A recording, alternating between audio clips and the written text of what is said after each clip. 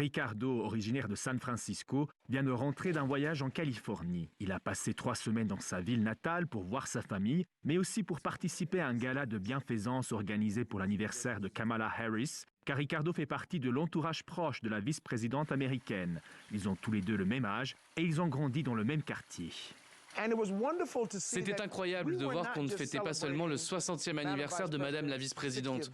Nous étions en train de célébrer tout le monde et nos parcours et les défis que nous avons su surmonter. Pendant ce gala de bienfaisance, j'ai vu de l'espoir. J'ai vu qu'on pouvait se réunir en partageant une vision et des choses en commun.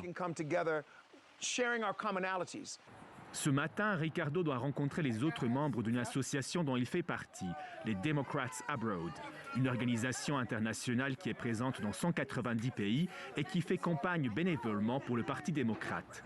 Tous sont des citoyens américains préoccupés par l'issue du scrutin du 5 novembre.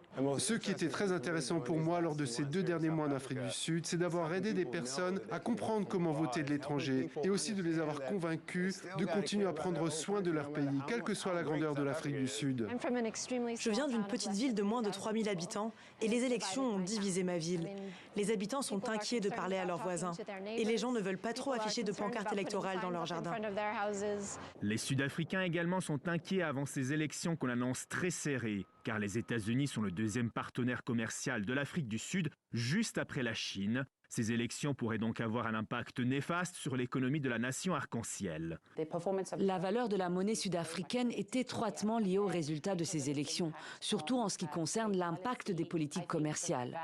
Je pense que l'Afrique du Sud a de meilleures chances d'être reconnue comme partenaire essentiel en Afrique sous une présidence de Kamala Harris.